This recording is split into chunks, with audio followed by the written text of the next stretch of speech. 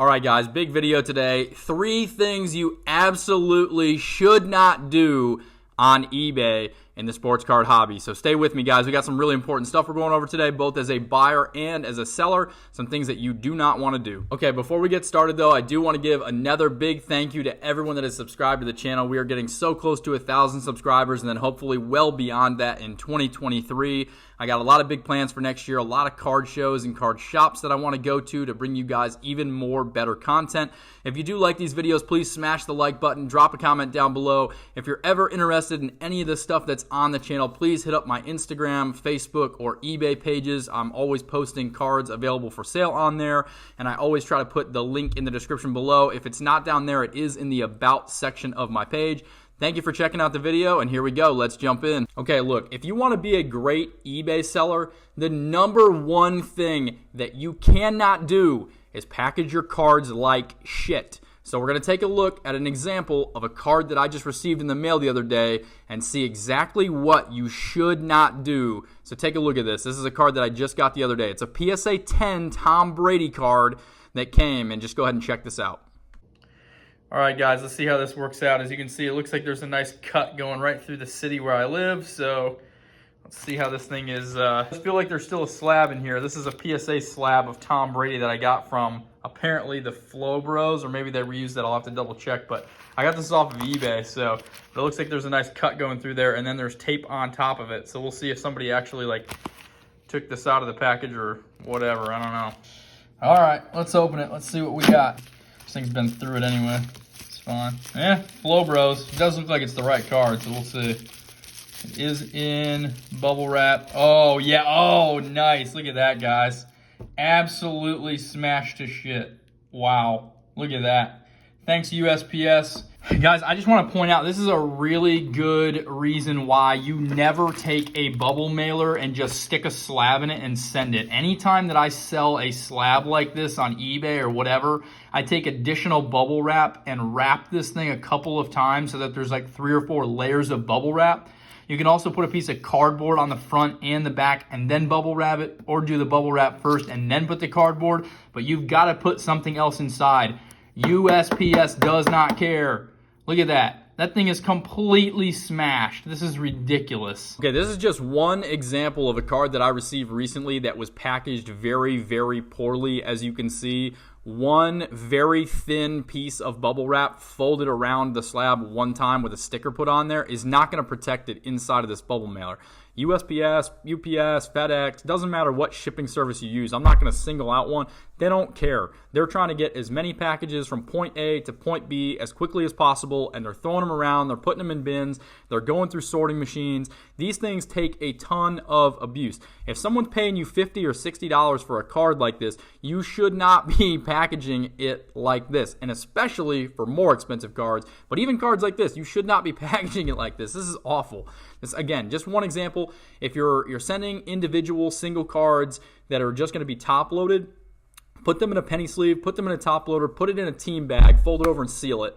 And if you need to, like for me, I always put a business card inside of there, and then you can put that in a bubble mailer, and it's usually fine. It'll be okay by itself because it's already protected by that, and you can't, even if they land a big heavy object on the bubble mailer, it's not going to affect the card that's just in a top loader. Like it would take a heck of a lot of something else going on. It would have to be cut or like really, bent or something for it to become damaged. And it's also going to be in a very, very thin envelope if you just drop that in. But when you're dealing with a slab, it's much thicker, so there's more surface area for, the corners of the slabs or the edge around the slab. It sticks up a little bit higher than the actual face of it. So, if something gets dropped on there or set on it or whatever, the weight distribution of that can like end up in a weird spot, and it could damage, it could crack the edges, it could crack the middle. So when I say like wrap it, what I do is I take a piece of bubble wrap and I fold it in half and then go over the top to bottom, like end to end over the slab. And what that does is it creates about 3 layers of bubble wrap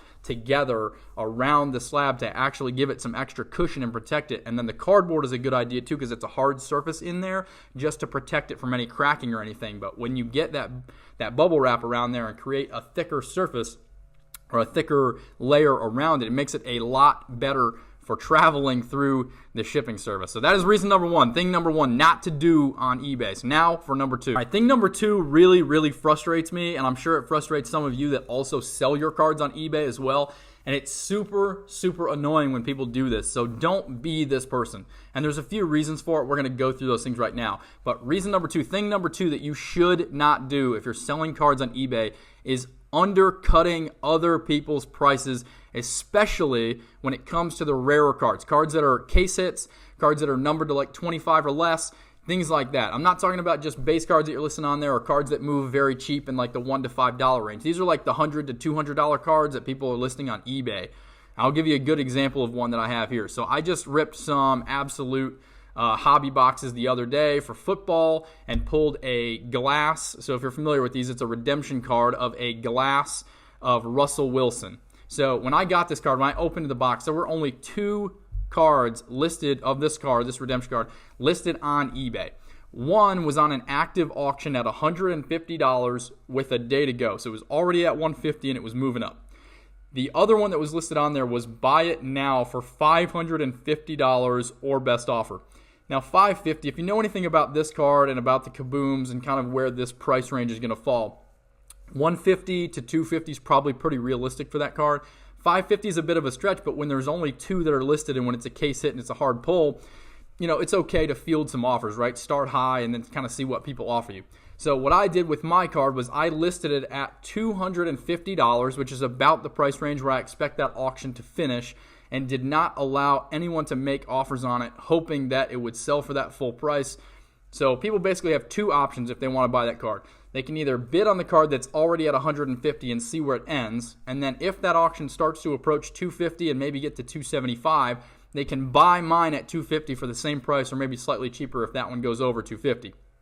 The only other option on there is to go for $550. So if there are 3 cards available and one is $150 and one is $250 and one is $550, you're obviously not wanting to buy the one for $550 if you're a buyer, right? Makes sense. But here's where the dilemma comes in. This is what the problem is. Now there is a 4th card on eBay, and this person has started a 5-day auction, which is typically a little bit shorter than normal, at $99.99. This hurts every single person that already has this card listed on eBay, including themselves, and I'm going to tell you why right now. The way that they have now messed with the entire market and made this worse for everyone, including themselves, is they have now given people an option to buy a card for the lowest listed price, which is ultimately going to drive the market down and cost them money. It's going to cost me money. It's going to cost the person who has an active auction money, and ultimately that last person at $550, it's going to cost them money too. So what they did by starting an auction now is giving people a place to go to bid for $100 where they can win that card a little bit cheaper than the one that's already on active auction. Now, I'm all for buyers getting a decent deal. As a buyer myself, I want to get the lowest price, obviously. But the reason why this hurts everyone is that instead of, waiting for the auction that's already at $150 to finish, it only has a day to go. Let that auction finish. And if it finishes at $2 to $250, you could then sell yours based on the comp price that was set at $200 to $250. But instead, you've started yours at $100. So now people are going to bid on yours because it's the cheapest. So the person who's already having the active auction at $150, they're going to receive less bids because there's a cheaper option available. And now your card is going to sell for less because there are 2 available for $150 or less. And you're also hurting mine because now people aren't going to want to buy it for $250 because there are 2 auctions now going for $100 to $150. Now, this may not seem like a big deal to a lot of you guys, but I can tell you exactly why it is a big deal. If they were to wait until the other auction was done, like I said, if it finishes at $200, let's say, they can then get around $200 for their card, whereas now they might only get $150 total. The reason why this hurts is that every time you undercut someone by $10 or $15, it drives the prices down and down and down and down. Now, I don't want to see what was happening a couple years ago where prices were just exploding because the values were pretty unrealistic for all cards, let's just be honest. But what can happen is, let's say that first card sells for $175. Then you list yours and you sell it for $185. And then I can sell mine then for $200.